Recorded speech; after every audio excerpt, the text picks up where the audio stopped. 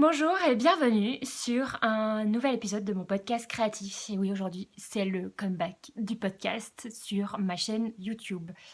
Ça fait des jours et des jours que ça me trotte dans la tête. Je sais pas, j'avais envie de venir vous parler de mes dernières réalisations tricot-couture. Donc pour tous ceux qui arriveraient sur cette chaîne YouTube ainsi que sur ces vidéos pour la première fois, je me représente. Donc dans la vraie vie, je m'appelle Émilie. Sur les réseaux sociaux, j'ai pris un pseudo qui est Louise D, donc c'est plutôt mon pseudo créatif. Vous pouvez me retrouver sur mon blog, uneparisienneenhelvétie.com, ainsi que sur les réseaux sociaux sous le même nom, une Parisienne en Helvétie, sur donc Instagram, Facebook et aussi sur Ravelry. Le nom de code, c'est Louise D32. Voilà, alors oui, le comeback du podcast. Je sais pas, j'avais très très envie de venir vous reparler un peu de mes réalisations. C'est vrai que j'ai eu un petit bébé il y a 2 mois, qui est juste à côté de moi. Là, vous risquez d'entendre des petits bruits de chaton, de chaton qui a des petites coliques malheureusement, ce pauvre petit bébé. Et en fait, mon petit bébé, il dort beaucoup, donc il me laisse beaucoup de temps dans la journée pour faire des réalisations tricot-couture. Je regarde d'un œil, il est dans son couffin juste à côté de moi. Peut-être que je devrais interrompre cette vidéo pour aller m'occuper de lui. Pour le moment, écoutez, il dort paisiblement. Donc, j'ai le temps de vous parler. Je ne sais pas combien de temps, mais on va essayer de faire vite. Donc voilà, donc tout ça pour dire que j'ai eu un petit bébé donc il y a 2 mois, qui fête ses 2 mois justement aujourd'hui. Bon moisiversaire mon petit bébé. Voilà, et il me laisse pas mal de temps et du coup j'ai eu le temps de faire beaucoup de choses en fait en janvier. Et c'est vrai que par contre j'ai pas tellement le temps de vous écrire des longs articles sur le blog avec des belles photos, etc. Donc je me disais qu'un podcast ça pouvait être sympa pour vous présenter un peu plus en détail mes réalisations couture tricot. Voilà, donc on va commencer, on va la faire plutôt classique, donc on va commencer par le tricot, on va faire 2 parties dans ce podcast. Donc on va commencer par le tricot qui va être la partie principale et ensuite on va parler un petit peu de couture. Et à chaque fois, je vous présenterai donc dans ces 2 grandes parties, donc les projets terminés, les projets en cours et les projets à venir ou les envies. Je terminerai probablement ce podcast si j'ai le temps, si mon petit bébé me laisse le loisir de vous présenter quelques livres aussi de loisirs créatifs, enfin surtout couture tricot, que j'ai pu repérer ou acheter ces derniers temps. Et voilà, pour faire une petite rubrique librairie à la fin de ce podcast. Donc on va commencer par le tricot. Donc le tricot, c'est vrai que là, pour cette année 2017, voilà le petit bruit un petit bruit de fond, une petite colique qui passe, pauvre petit bébé. Pour cette année 2017, vraiment mon ambition c'est de vraiment beaucoup tricoter. J'ai été très frustrée en fait en 2016 avec le tricot. J'ai pas du tout eu et autant réalisé de choses que je voulais. Donc là, cette année, j'ai vraiment envie de tricoter, tricoter, tricoter, tricoter, tricoter. Voilà, avec des nouveaux pulls. Puis j'ai vraiment envie de tricoter pour moi, enfin du tricot un peu égoïste. Voilà, ça changera de tricoter pour les autres. Donc, je vais rapidement vous présenter donc, les projets terminés. Donc, il y en a 4 en janvier. Donc, ça, c'était vraiment janvier, c'était une année, un mois assez productif, on va dire. J'ai notamment fini 2 énormes projets boulets, dont le premier est celui-ci, qui est donc le gilet Slade de Brooklyn Tweed que j'ai réalisé pour mon homme. En fait, c'était donc son cadeau de Noël 2015. Oui, j'étais un petit peu en retard et donc l'objectif c'était de le finir pour Noël 2016, donc dans le cadre du Cal du Mal. Et puis j'ai pas réussi, donc je l'ai fini tout début janvier, puisque le mois de décembre a été un peu plus sportif avec le bébé. Forcément, les premiers temps, on n'avait pas vraiment de rythme. C'était un peu compliqué, donc pas eu trop le temps de tricoter. Mais par contre, au mois de janvier, j'ai vraiment eu le temps. Donc voilà, il est terminé. Alors, c'est un petit peu compliqué de vous le présenter en entier. Voilà, parce qu'il est immense, puisque mon amoureux, enfin mon mari est très grand, il fait 1m88. Du coup, voilà, il a fallu adapter la taille à ses mensurations. Donc si je le mets, je vais le mettre pour vous montrer un peu la bête. Donc il s'agit d'un gilet avec un grand col châle, d'un grand col châle en côte de deux, voilà, avec des côtes de deux sur les manches et puis sur le bas du pull. Il y a trois boutonnières. Oui, en fait, il est bloqué et terminé, mais il n'y a pas encore les boutons. On n'a pas encore choisi les boutons avec mon homme. Et donc, il y a trois boutonnières pour les futurs boutons. Et comme ça, il se ferme comme ça. Voilà. Donc, ce projet, donc c'est le gilet Slade de Brooklyn Twin. Je crois que le designer, c'est Michel Wang. Voilà. Alors, plusieurs choses sur ce. Alors, je vais peut-être vous présenter d'abord la laine avec laquelle je l'ai tricotée. Bon, c'est une laine que j'adore, qui est la Shetland de l'échappée laine. Donc, voilà. La Shetland de l'échappée laine. C'est le coloris pétrole. Donc, on va voir si ça va bien faire le point. Alors, ce que j'adore dans ces laines, c'est qu'elles sont légèrement chinées. Donc, c'est vraiment très joli. Donc, vous avez des petits reflets, enfin un peu de toutes les couleurs. Enfin, voilà, coloris pétrole, donc un peu de violet, un peu de jaune. Voilà, en fonction de la lumière et du soleil, là, c'est assez fidèle à la vraie couleur. Donc, c'est vraiment une couleur très, très jolie. Il me reste 2 pelotes de cette laine. Je vais pouvoir me faire un bonnet, je pense. Et c'est lui qui l'a choisi, hein, je précise, puisque moi je suis une vraie addicte du bleu, mais mon mari aussi. Et donc c'est lui qui a choisi cette couleur et c'est pas moi. Voilà. Donc la Shetland, elle se tricote, ce modèle se tricote en 5. Donc c'est la worsted, hein, je crois. Enfin, je suis pas très bonne moi pour tout ce qui est comment dire, trucs de laine, là, enfin les catégories de laine. Mais la worsted, donc c'est un fil qui est quand même assez épais. Peut-être ça peut faire le point. Hop, non, voilà. Donc de la worsted, donc qui se tricote en 5, je crois, sur ce modèle. Les côtes, par contre, se tricotent en 3,75. Voilà. Et en fait, c'est une laine assez rustique. Voilà. Bon, je vous l'avais déjà présenté il y a quelques temps dans un de mes podcasts, mais du coup, il y a 1 an et demi, donc il y a très longtemps. Je vous l'avais déjà présenté parce que j'avais réalisé un sweater en fait avec cette laine et donc le coloris c'était mer, donc là c'est le coloris pétrole et en fait moi ce que j'aime c'est que c'est un côté rustique. Alors c'est vraiment pas le genre de truc, enfin le genre de laine qu'on porte à même la peau, hein, on est bien d'accord, mais je trouve que c'est une laine qui se tient vachement bien et en fait ce que j'ai remarqué, donc c'est la première fois que je la tricote sur une surface aussi grande et ce que j'ai remarqué c'est qu'elle a un très joli drapé. Très joli drapé, donc voilà. Elle drape bien et ça moi j'adore. J'adore. Voilà, donc elle fait un peu mal aux mains quand on la tricote. Comme elle est rustique, donc elle est un peu rêche, elle fait un peu mal. Elle fait un peu mal aux mains, mais elle est néanmoins quand même assez agréable à tricoter.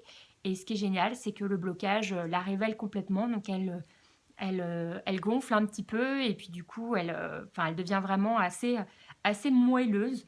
Donc pas forcément douce, hein. Ça c'est de la laine vraiment rustique, mais elle devient assez moelleuse et surtout bien chaude et ça c'est vraiment très chouette. C'est ce qu'on lui demande pour un modèle de ce type.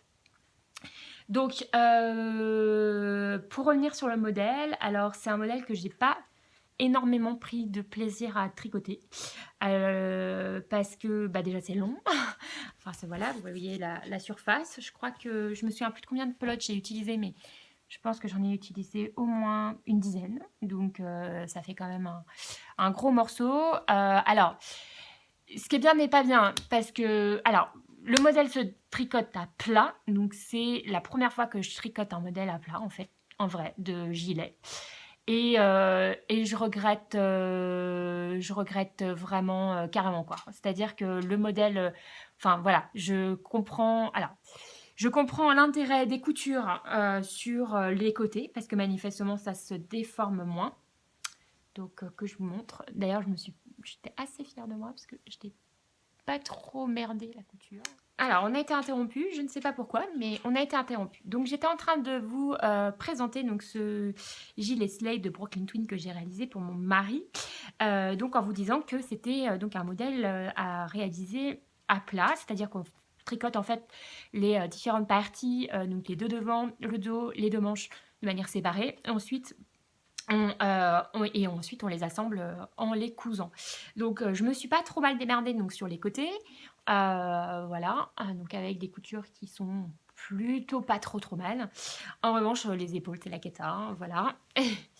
Donc, en fait, j'ai pas réussi à, comment dire, à éviter en fait une espèce de petit bec ou de petit pli en fait qui apparaît donc sur les deux épaules, moins sur l'une que sur l'autre.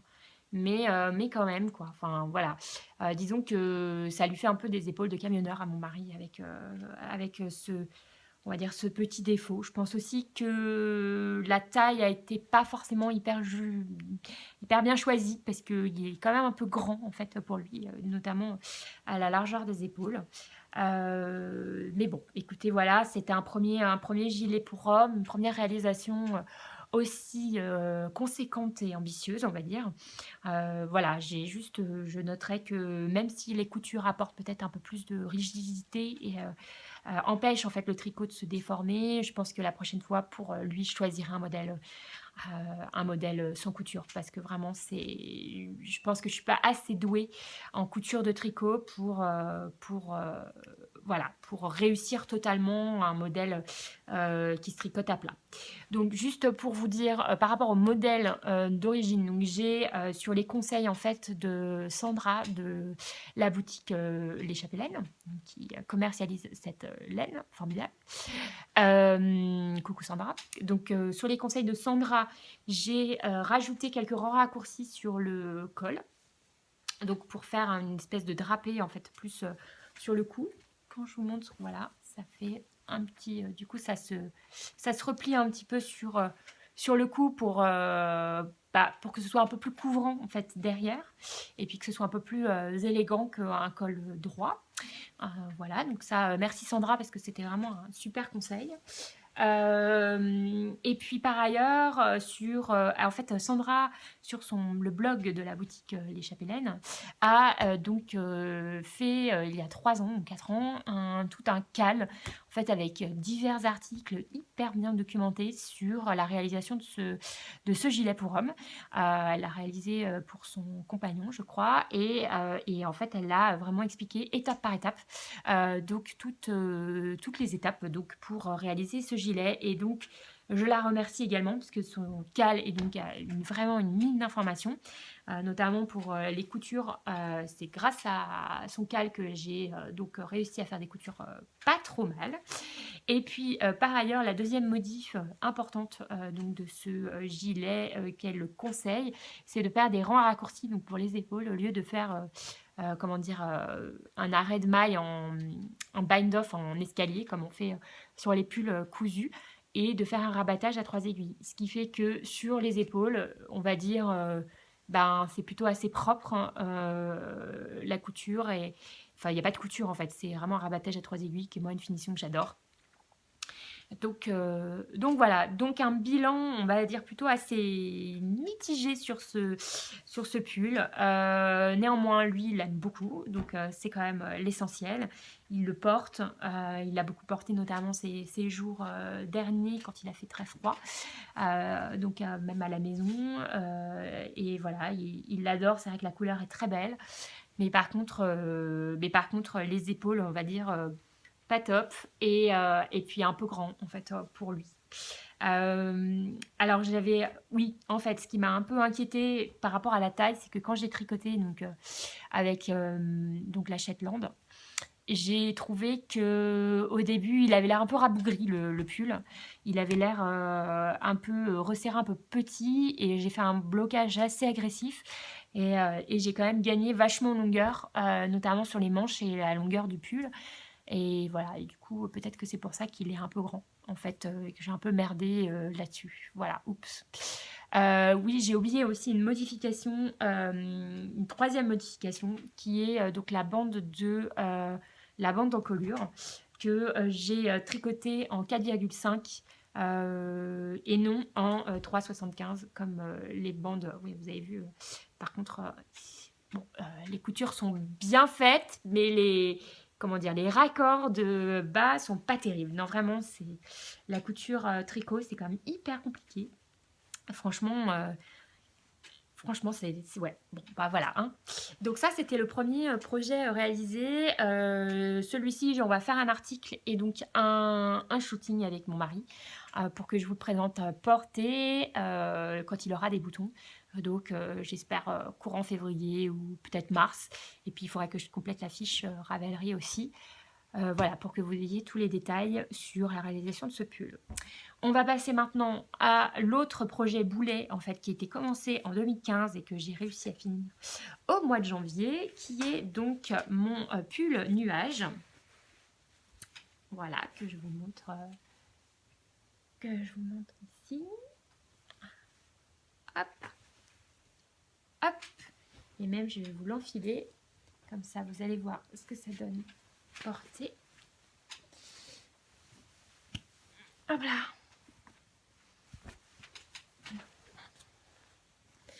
Hop là. Voilà. Voilà mon pull nuage. Oh. Alors je fais un petit coucou à Marie-Amélie. J'ai regardé ton podcast hier et j'ai vu que tu portais ta chemise avec ce tissu Atelier Brunette. J'ai aussi une chemise avec ce tissu que j'ai réalisé il y a 2 ans maintenant, que j'adore. Et merci, j'avais un petit peu oublié ces temps-ci. Donc voilà, je la remets avec grand plaisir. Et je trouve que le combo chemise sweater, vraiment, c'est un de mes combos préférés pour en haut. J'adore. Je porte ça tout le temps. Et voilà. Alors, nuage. Donc, c'est ce modèle-ci. Donc, nuage, c'est un modèle de la marque Dererum Natura. Donc, Solène, je ne sais pas comment on prononce, Quixleur. Voilà, je ne sais pas. J'ai vraiment une difficulté à prononcer son nom de famille. Donc, c'est un sweater donc à raglan, comme vous pouvez voir ici. Hop. Et alors, sa petite particularité au niveau sweater et construction.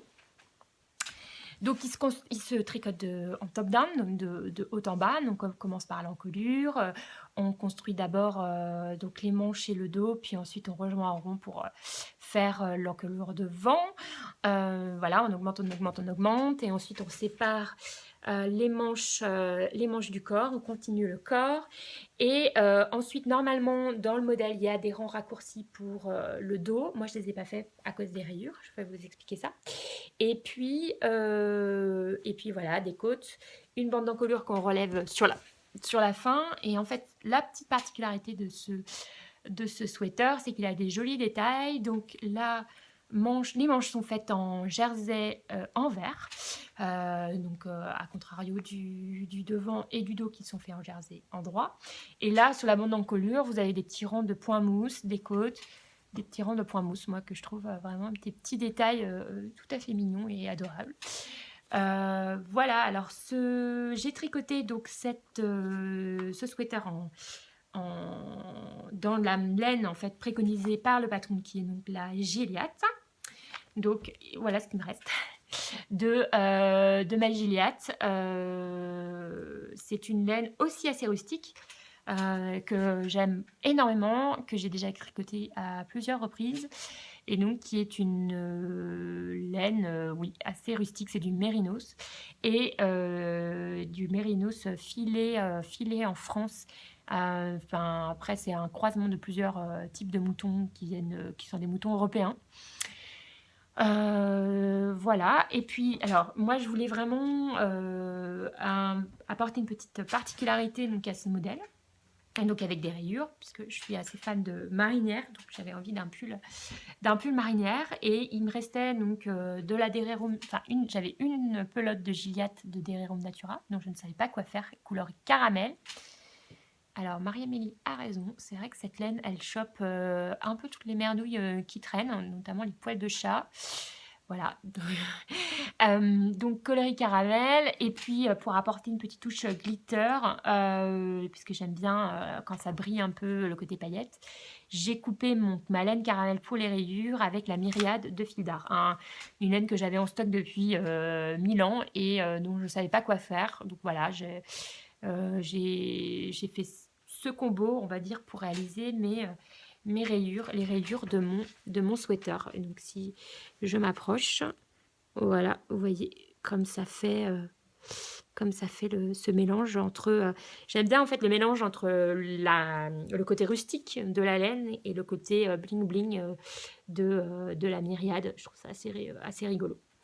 Voilà, j'avais pas assez de laine pour faire plus de rayures en fait sur les manches, donc je me suis arrêtée à 3 rayures. Voilà.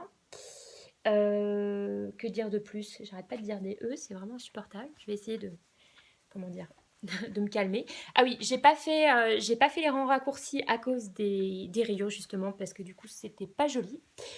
Mais si je devais le réaliser comment dire, dans une couleur unie, je ferais les rangs raccourcis.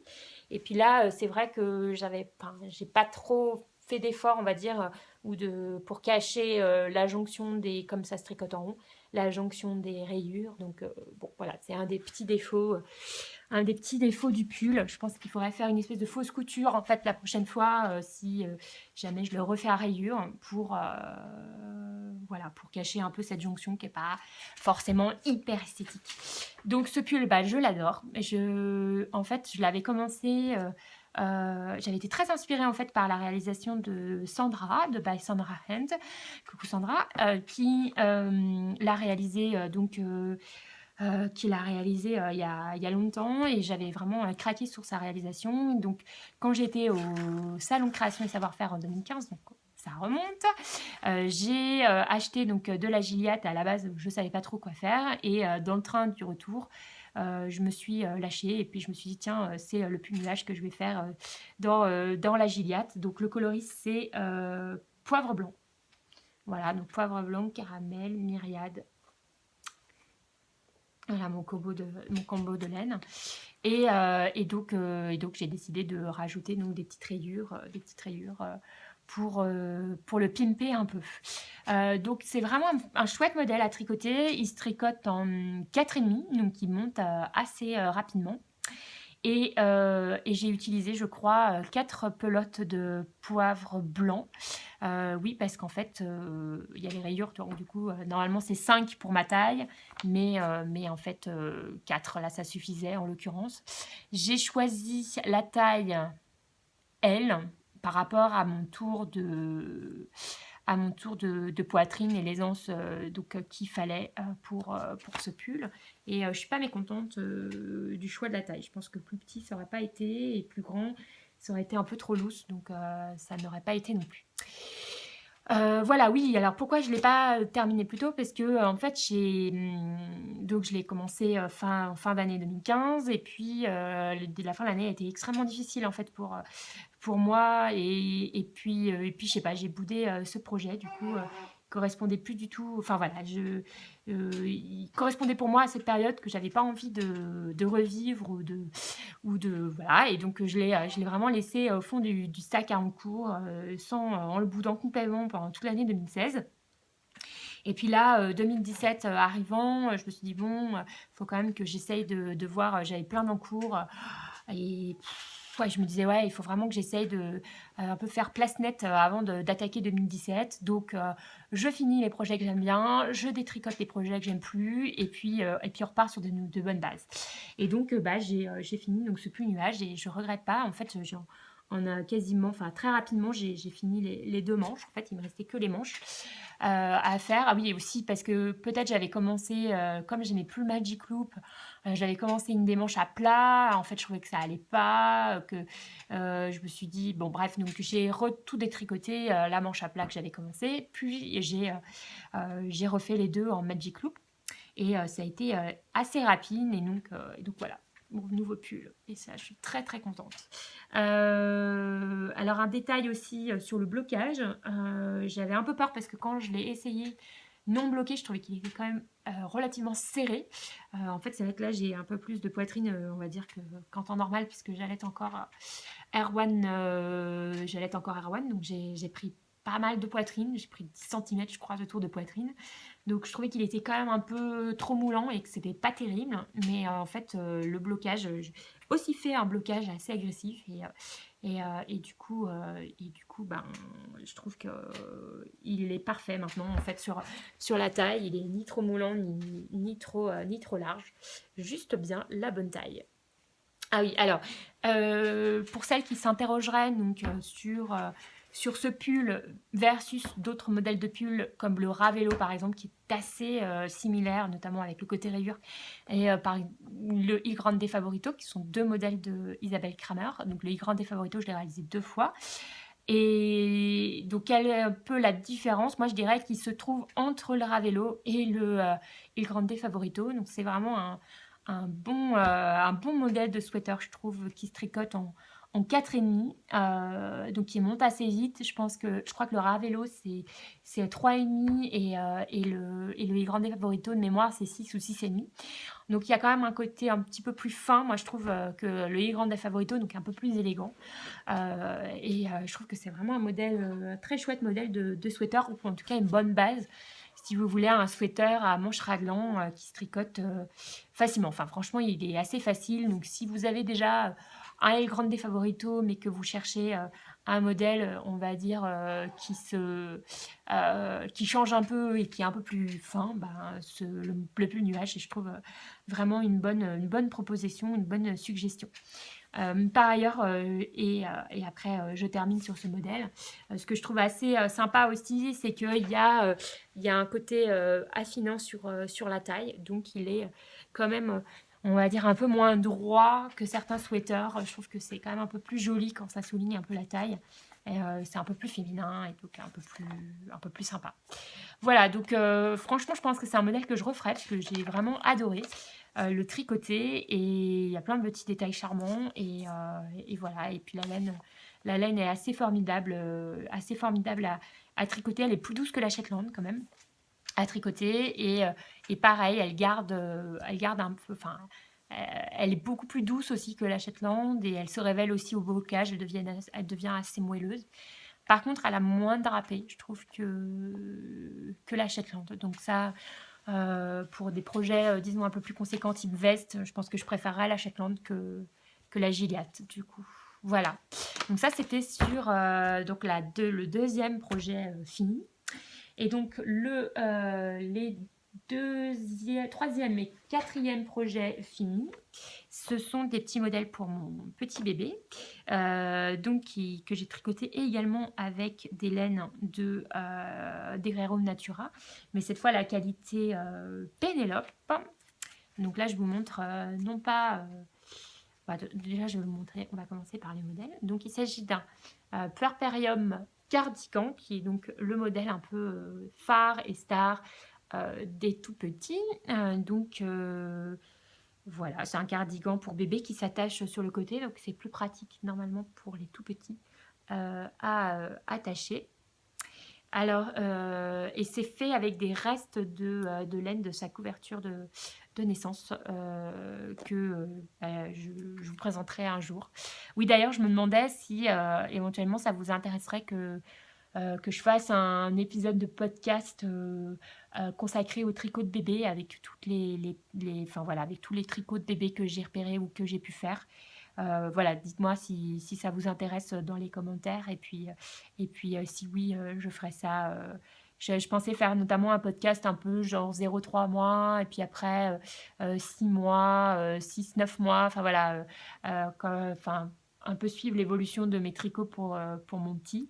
Voilà, donc dites-moi si ça vous intéresse dans les commentaires. Donc là, j'ai vraiment pris donc, les restes de laine, parce qu'en fait, cette laine, je l'adore, quoi. En fait, c'est donc la Pénélope de Dereum Natura, donc c'est de la laine Mérinos peignée.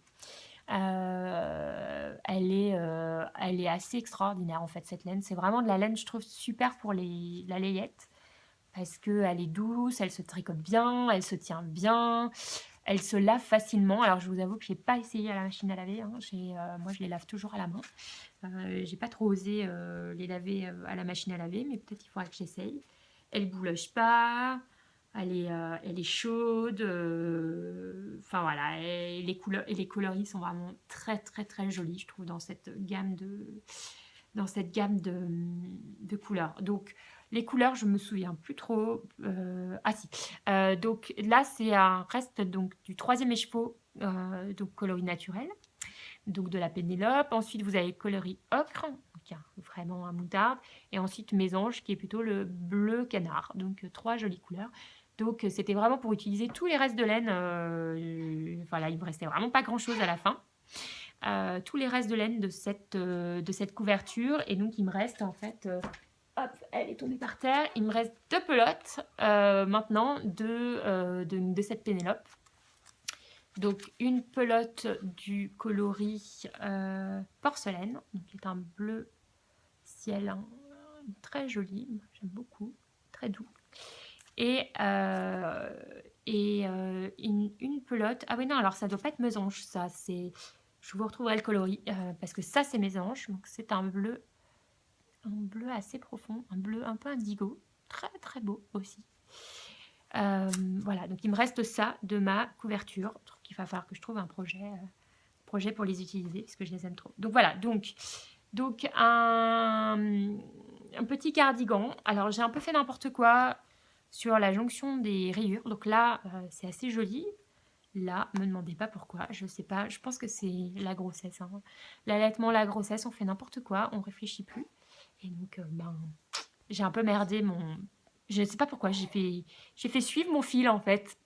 Bon, c'est super moche, mais c'est pas grave. Il lui va encore. En fait, bizarrement, ce modèle est censé être pour les 6, qui s'appelle Puerperium, parce que c'est pour les 6 premières semaines de bébé. Alors moi, figurez-vous que j'ai pu lui mettre au bout de 6 semaines en fait. Et je lui mets encore. Et il a 2 mois. Donc en fait, je ne comprends pas. J'avais déjà réalisé ce modèle dans les aiguilles préconisées. Alors, j'ai pas fait d'échantillon, on va me dire.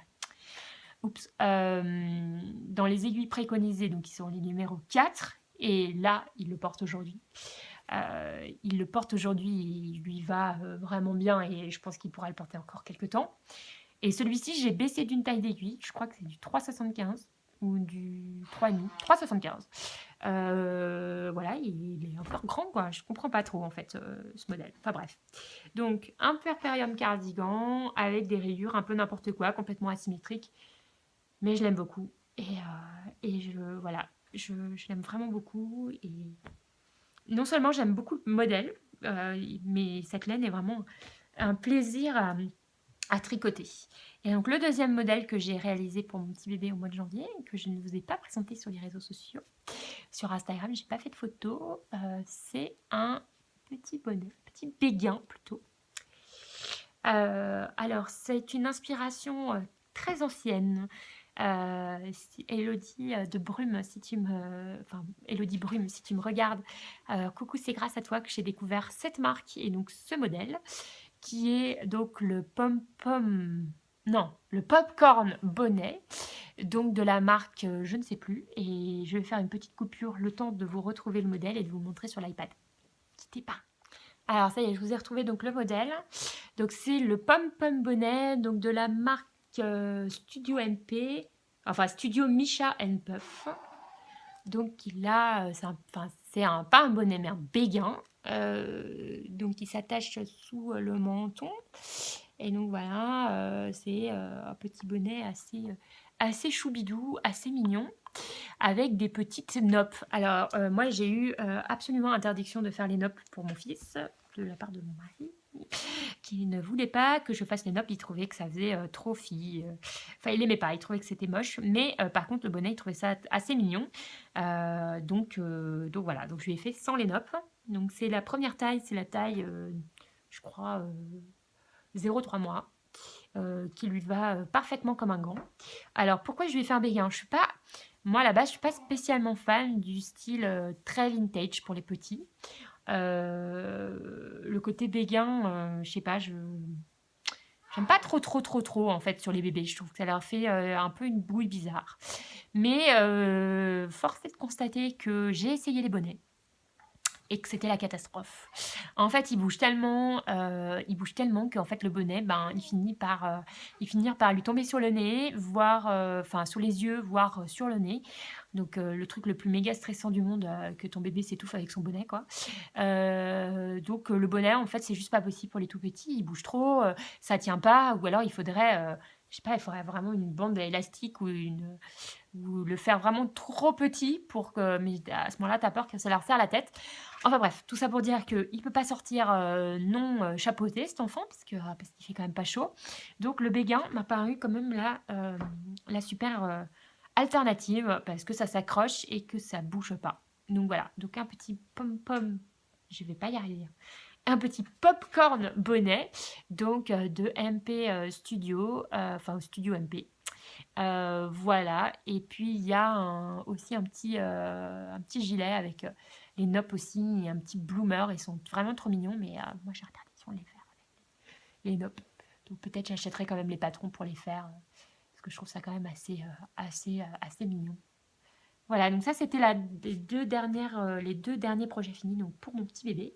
Et maintenant on va pouvoir passer aux projets en cours. Alors les projets en cours. J'ai deux projets en cours en ce moment qui sont donc un châle, donc le châle Million Star de Ensemnist, donc de Nadia Crétin-Lechen, qui est en fait un châle qui, voilà, vous avez donc une autre photo là derrière. Alors moi c'est vraiment un châle qui m'avait tapé dans l'œil en fait. C'est un châle qui fait partie de sa collection Shawl Junkies volume 2 qu'elle a sorti donc cet automne. Alors j'ai testé pour cette collection donc comment ça s'appelle, le Mellow on the Mellow Side en version marinière que vous pouvez retrouver sur mon blog et sur Ravelry. Parce que là j'ai été sérieuse, j'ai bien complété la fiche Ravelry. Et donc en fait dans cette collection de châles, il y en a 7 ou 8 je crois. Il y en avait vraiment deux qui m'avaient tapé dans l'œil, donc On the Mellow Side et le Million Star. Et en fait j'avais un peu mis de côté le Million Star parce qu'il me paraissait trop simple. Voilà, je sais pas pourquoi, il me paraissait trop simple et donc je me suis dit: «Bah non, je vais faire un truc un peu plus ambitieux», donc de la dentelle. En fait, ça a été hyper compliqué parce que la dentelle était quand même assez, ardue. Je sais pas pourquoi j'ai pas choisi Million Star parce que franchement, il est vraiment trop beau et je le trouve très, très joli. En fait, c'est surtout les versions, en fait, des autres testeuses qui m'ont, révélé en fait ce modèle, donc notamment les versions de Lise et de Rachel que j'avais trouvé sublime.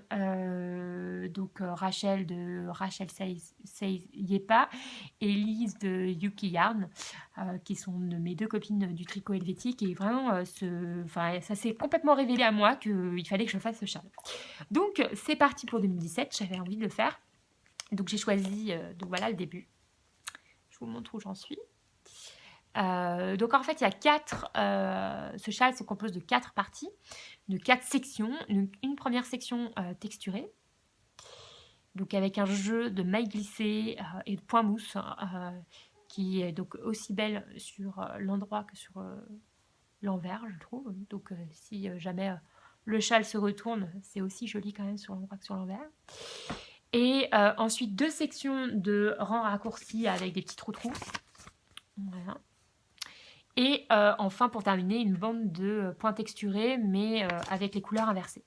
Et c'est donc un châle bicolore qui se tricote avec de laine. Donc moi, j'ai choisi un combo assez particulier. En fait, 2017, c'est l'année du tricot et c'est l'année du déstache, en fait. J'ai pas un stash énorme, mais j'ai pas trop envie d'accumuler en fait des pelotes que je tricote jamais, ça me saoule.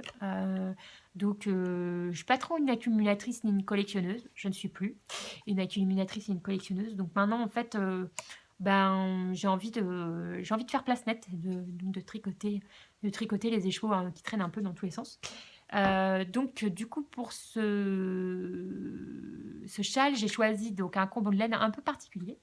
Donc une couleur, solide, donc une couleur unie, donc un blanc. Donc j'avais comment dire? 2 pelotes de Baby Mérinos de Drops coloris, 2. Donc je crois que c'est la couleur une naturelle.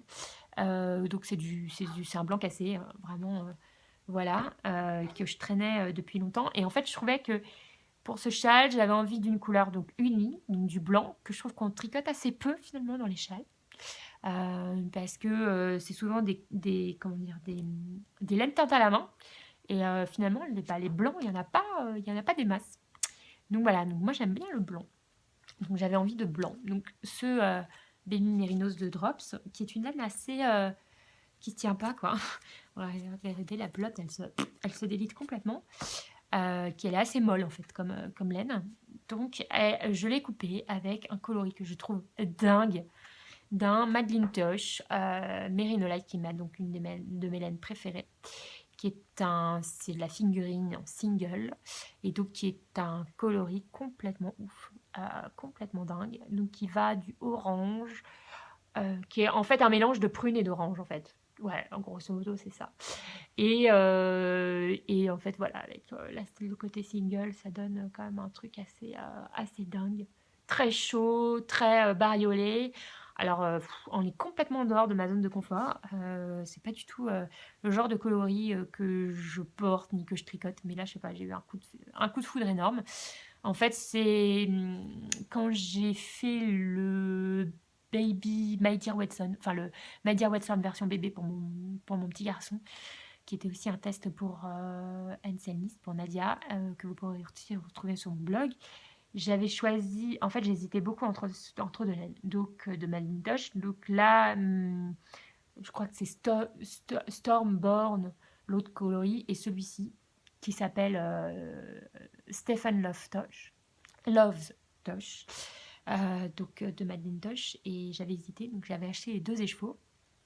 Et donc voilà, j'ai un écheveau donc, de ce coloris, complètement ouf. Voilà, donc ça donne quelque chose d'assez bariolé. Mais je pense que ça va être canon. Donc là, j'ai bientôt terminé la première partie texturée, mais là, je la mets un petit peu en attente parce que, mine de rien, ça demande quand même assez de concentration pour pas se planter. Moi, je suis mise boulette tricot, hein. Comme vous le savez, si vous me suivez, je fais tout le temps des grosses, grosses boulettes dans mes tricots. Donc là, bah, j'attends un peu parce que je suis un peu fatiguée. À cause du bébé et des nuits qui sont un peu dures. Donc, bah, je le mets un petit peu en attente pour le moment. Et puis, je le tricote aussi en duo avec Croque-Lune, Marion, que vous pouvez retrouver sur les réseaux sociaux et qui, elle, a choisi une version complètement différente.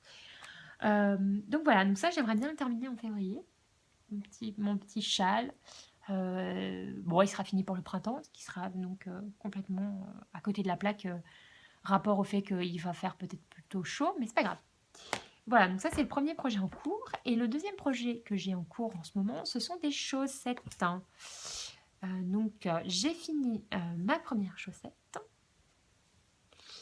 Alors pas de toute ma vie, parce que j'avais déjà tricoté des chaussettes, mais j'avais pas terminé. Donc voilà, donc j'ai tricoté et fini ma première chaussette complètement avec le talon après coup. Que voilà. Alors je suis absolument pas fière de vous montrer ça. Je trouve que c'est hyper moche parce que c'est super mal tricoté. En fait, c'était la chaussette toile, la chaussette essai. J'ai suivi un cours donc sur la plateforme de cours en ligne de loisirs créatifs de Artesane, donc sur les chaussettes, comment tricoter sa première paire de chaussettes de A à Z. D'ailleurs, j'ai fait un article sur le sujet, retour de test, enfin un petit retour sur ce sujet que vous pouvez retrouver sur mon blog. Et jusqu'au 23 février, vous avez un code de réduction donc de 12% pour acheter ce cours. Donc si ça vous intéresse, rendez-vous sur le blog. Et donc j'ai suivi ce cours qui est super sympa et pour tricoter ma première paire de chaussettes. Et puis en fait je voulais tricoter dans ma jolie laine à chaussettes que je vais vous présenter tout de suite. Mais avant je me suis dit bon je vais quand même essayer parce que en fait je suis partie sans patron. Parce que l'intérêt du cours d'artisanat là, qui est présenté par Bintou, c'est qu'on peut se lancer sans patron. Donc ça, c'est quand même assez chouette avec une méthode de calcul qui permet de vraiment adapter la chaussette à son pied. Donc ça, c'est assez chouette. Et donc moi, c'est ce que je voulais faire. Mais finalement, j'ai bien fait de me lancer avant dans ma chaussette moche avec mes laines du stage que j'avais acheté en solde chez Manor. Enfin, c'est vraiment des laines, on va dire un peu pas bas de gamme, mais voilà, des laines du commerce pas terribles. Donc, que dire sur cette chaussette, cette première chaussette? Alors, le nombre de mailles que j'ai choisi pour le tour, c'est pas assez grand pour mon pied. J'ai fait 1 cm de trop sur la longueur. J'ai foiré mon remaillage, enfin mon crafting sur comment dire, le talon, tout moche, alors que par contre sur la pointe j'avais plutôt bien réussi. Donc là j'ai un trou, ouais c'est un peu la loose. Donc c'est un peu la chaussette de la loose. Et puis là il y a quand même des gros trous, je sais pas si ça va être trop rattrapable aux finitions. Et puis aussi j'ai tricoté alors à la fois avec le fil à la méthode française, donc là comme on peut le voir là, donc avec un rendu un peu plus régulier, et avec la méthode continentale comme là. Donc avec un rendu pas du tout régulier, et puis la jonction du Magic Loop qu'on voit bien là, qui est super moche. Donc tout ça pour vous dire que c'était un essai et que c'est donc foiré, mais j'ai recommencé tout de suite derrière une deuxième chaussette, donc dans la même laine, en augmentant le nombre de mailles. Donc j'ai fait 4 mailles de plus et je me suis appliquée et j'ai fait que en tricot avec le fil dans la main droite, donc à la française, pas à la continentale, et c'est quand même beaucoup mieux. Le Magic Loop, bon, on le voit quand même un peu, mais franchement ça va. Et puis voilà, donc a priori il sera plus à la taille de mes pieds. Donc j'ai encore une pelote de gris, donc je pense quand même que je vais faire la paire. Enfin celle-ci je vais la jeter en fait, enfin la jeter, la mettre dans mon, voilà, ou si la jeter parce que franchement elle est vraiment trop moche. Et puis je vais quand même essayer de finir ma paire test pour voir si et la bloquer pour voir jusqu'au bout une vraie paire de chaussettes terminée. Et donc après je vais pouvoir passer donc à ma jolie laine, donc laine à chaussettes que voici, qui est une laine que j'avais achetée l'année dernière au Swiss Wool Festival. Pas faire le pot. Donc une laine teinte à la main, donc de la marque, alors je crois qu'on la connaît pas trop cette marque sur les réseaux sociaux, Devonson Yarns, voilà, qui est un mélange de mérino, nylon et stélina. Donc un stélina doré. Bon, voilà, il y a des petites paillettes dorées. Moi, je suis assez paillette, hein, comme vous avez pu le voir. Voilà. Et ça, je crois que en fait, je vais quand même choisir un petit modèle, je pense, pour tricoter cette. Une fois que j'aurai fini ma paire test, on va dire toute simple, je ferai bien un petit modèle avec des petites torsades. J'ai très envie de petites torsades sur les chaussettes. Donc, il faut que je trouve un modèle ou un petit point ajouré, je sais pas, mais quelque chose d'un peu qui change, plutôt qu'une paire toute classique. Et je pense que je vais tester l'une des autres techniques donc de montage des chaussettes qui est proposée par la vidéo de Bintou, qui est le toe up. Donc, de commencer par la pointe du pied et remonter vers le haut. Voilà, pour essayer une autre technique. Et puis je pense que je ferai un talon renforcé. Parce que j'aime bien aussi le talon renforcé. Puis ça me permettra de... Maintenant que j'ai testé le talon après coup, je pense que ça me permettra de retester une autre technique. Donc voilà, donc ça c'est les projets en cours et j'ai un petit peu empiété sur les projets à venir. Donc mon objectif là pour février, c'est de commencer c'est de terminer mon châle et ma première paire de chaussettes. Et février, donc on va passer maintenant au projet à venir.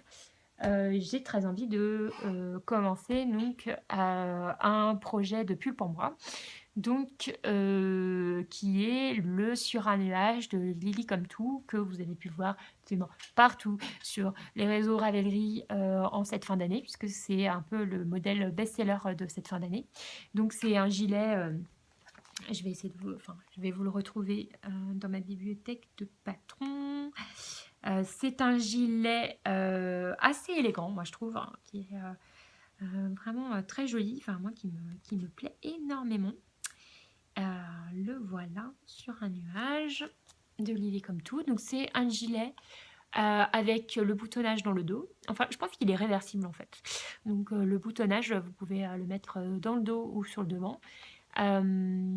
Qui voilà, avec un grand décolleté enfin un décolleté assez conséquent dans le dos, et par contre sur le devant un décolleté, pas de décolleté, voilà.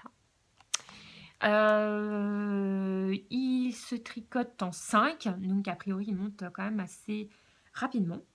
Ah non, pardon, 4,5. Donc il se tricote quand même assez rapidement. Et alors moi, pour le réaliser, j'ai choisi cette couleur. On est aussi en dehors de ma zone de confort. Donc c'est aussi un Macintosh, donc là qui est bobiné. Là vous avez vraiment la couleur fidèle à l'écran. C'est un vert sapin, un vert forêt que j'ai depuis donc l'année dernière. Il est assez lumineux. Je ne sais pas si autant. Bon, c'est du vert, hein, donc bon, il vaut mieux être un petit peu avoir des couleurs. C'est du vert sapin, c'est du Macintosh Merino Light encore, à la même qualité que celle-ci, donc une laine dont je suis particulièrement fan et que mes beaux-parents m'ont offert pour Noël 2015 et qui traîne dans mon stage depuis et dont je ne sais pas quoi faire. Et en fait, j'ai eu envie d'un pull vert. Pourquoi Parce que j'ai comme des espèces de petites marottes, moi, dans la vie. Alors attendez, je vais essayer de vous le retrouver. C'est un pull Cézanne qui vraiment m'avait hyper plu. Que je trouve sublime et que j'avais vu chez donc une blogueuse mode que je suis pas mal, qui est Lilou, donc le dressing de Lilou. Et donc ce pull vert Cézanne que je trouve absolument magnifique et que j'avais envie de refaire, copier. Voilà, donc ça c'est une vision du dos, il n'est pas trop beau. Donc ce pull qui date de la collection... Oh, je crois que ça se réveille. Oh oui, ça se réveille. Oui, ça se réveille. Bon, bah écoutez les loulous, j'espère vous retrouver tout à l'heure. Donc il va y avoir une petite interruption dans ce podcast de je ne sais pas combien de temps. À plus. Me revoici. Donc après une petite interruption d'1 heure et demie, il faut se réchauffer la voix. Donc on en a profité pour manger un peu et puis là, Erwan vient de se rendormir. Donc je peux finir mon podcast. Voilà, donc j'étais en train de vous présenter donc le projet que je vais faire, donc qui est le pull le gilet sur un nuage de Lily Come To, donc dans cette laine Macintosh. Alors c'est une laine figurine, donc et le pull se tricote en 4,5, donc normalement c'est une laine qui est trop fine en fait pour ce type de pull. Donc j'ai prévu de la couper un peu comme ce qu'a fait ce qu'a fait Lily Comme Tout dans le modèle de présentation. Elle coupe un fil donc de Flora de Drops qui est composé de laine et d'alpaga avec un fil de brush alpaga silk de Drops aussi. Donc moi en fait au lieu de la Flora je vais prendre cette laine là. J'ai 3 écheveaux. Je pense que en termes de métrage normalement ça va. Et donc, je vais prendre, pareil, donc le brush Alpaga Silk pour le couper et pour faire quelque chose d'un peu plus épais. Et donc, après mûre réflexion, au début, je voulais prendre du blanc, après, je voulais prendre du gris clair, après, je voulais prendre du noir, après, je voulais prendre du gris foncé. Finalement, j'ai décidé de faire un ton sur ton et donc de prendre donc cette couleur-là. Je l'ai commandée hier, donc elle n'est pas encore arrivée, donc je ne peux pas vous la montrer. J'espère juste que c'est à peu près la même couleur, mais bon, ça m'a l'air quand même assez proche. Donc voilà, pour faire quelque chose de ton sur ton et de carrément vert sapin en fait. Voilà, j'ose le vert sapin, donc pour faire quelque chose qui ressemblerait à ça. Donc là, c'est un pull, hein, donc je pense que je vais pas faire la version pull, je pense que je vais quand même garder la version gilet parce que j'aime beaucoup. Et puis, par contre, j'aurais bien essayé de faire cette espèce d'encolure là que je trouve magnifique à torsade. C'est pas vraiment des torsades en fait, c'est plutôt une tresse de tricot, mais peut-être avec un petit high-cord. Alors je sais pas si c'est possible de faire un high-cord en torsade. Les high-cords, de toute façon, l'high-cord je l'ai fait qu'une seule fois ou deux fois dans toute ma vie de tricoteuse. Donc je sais pas, peut-être vous savez. Donc si vous savez si on peut faire une finition en high-cord, puisque le pull Lily comme tout se termine en high-cord, mais du coup peut-être avec une toute petite torsade pour rappeler l'esprit Cézanne, ce serait pas mal. Voilà, donc ça c'est un projet à venir très rapidement quand j'aurai reçu ma laine. Voilà, donc peut-être en février aussi, donc je vais caster donc cette laine à chaussettes. Il faut d'abord que je trouve un modèle, comme je vous disais, un peu torsade ou motif ajouré. En toe-up, voilà. Et puis, donc ça, c'est bon pour les projets à venir. J'en ai pas d'autres pour le moment. Enfin, si j'ai vachement d'envie, mais on va pas rentrer dans les détails dans le cadre de ce podcast parce que je pense que j'aurai jamais le temps de tout vous présenter. Je vais juste faire une dernière petite rubrique sur le tricot. Donc, par rapport aux derniers achats que j'ai faits, que je vous montre, que j'ai reçus. Alors déjà, je voulais vous montrer la laine de Yuki Yarns que j'ai commandée. Donc c'est une commande spéciale. Donc Yuki Yarns, c'est Lise, qui est une de mes, de mes tricopines du tricoté helvétique et donc qui fait de la teinture de laine. Vous aviez d'ailleurs pu lire ou découvrir un interview d'elle donc sur mon blog l'année dernière. Si vous voulez en savoir plus sur son travail ou qui est Lise, vous pouvez retrouver cette interview sur mon blog dans la rubrique Un café avec. Voilà, je crois que c'était en avril ou quelque chose comme ça. Et donc cet automne, je lui ai fait une petite commande spéciale. J'avais envie d'une laine un peu rosée pour aller avec mon manteau Raymond rouge. Et donc, voilà, elle m'a fait 3 écheveaux donc, de cette magnifique laine. Donc c'est de la teinture naturelle. Voilà, donc c'est une base de évidemment beige avec donc elle est vraiment assez rosée. Elle est plus claire que ça dans la vraie vie. Là, elle est un peu trash, mais elle est un petit peu moins, elle est un peu plus pâle en fait, un peu plus nude dans la vraie vie. Et donc il y a des petits speckles d'ocre, de rouge, de orange. Enfin vraiment, moi je la trouve super belle. J'ai 3 écheveaux que j'ai bobiné l'autre jour avec l'intention de faire quelque chose avec, mais je sais pas trop quoi en fait. Elle est tellement belle, j'ai un peu du mal à vouloir la tricoter. Alors le mélange, c'est 55% BFL et 45% Baby Alpaga. Voilà, et donc ça c'est la petite étiquette jolie de Lise, Yuki Yarn. Donc voilà, donc ça c'est un de mes derniers achats et donc une commande spéciale auprès de Lise. À la base c'était pour faire des mitaines et un bonnet. Et en fait, je la trouve tellement belle que je sais pas, j'ai pas envie de faire un bonnet et des mitaines. Peut-être je ferai un bonnet quand même à torsade et peut-être un col avec, mais si j'ai assez de laine. Et puis le dernier achat que j'ai fait là dernièrement, tout dernièrement, c'est un achat que j'ai fait chez mon Chip Shop. Donc Cindy, les laines de Cindy, je vous avais présenté, enfin dans ma liste de Noël, ma liste au Papa Noël du handmade, j'avais très envie de tester donc les laines de Cindy autorayantes pour les chaussettes. Et donc là, elle a lancé une collection spéciale rugby. Alors ici, on est fan de rugby à la maison. Tous les ans, on regarde le tournoi Destination. Enfin, surtout mon mari, on va dire. Mais moi, je regarde d'un œil. Et puis, je suis les aventures de l'équipe de France et des 6 équipes en lice pour ce tournoi. Quand Cindy a sorti ses laines à chaussettes spéciales rugby, avec mon mari, on a trouvé que c'était vraiment super sympa. Et donc, on s'est dit qu'on allait craquer. Donc, c'est un achat commun avec mon homme. Alors moi, j'ai choisi, la laine, écosse parce que, les couleurs, me plaisent, beaucoup, donc pour une paire de chaussettes, pour moi et lui, il a choisi, l'Irlande, donc voilà, avec les couleurs typiques.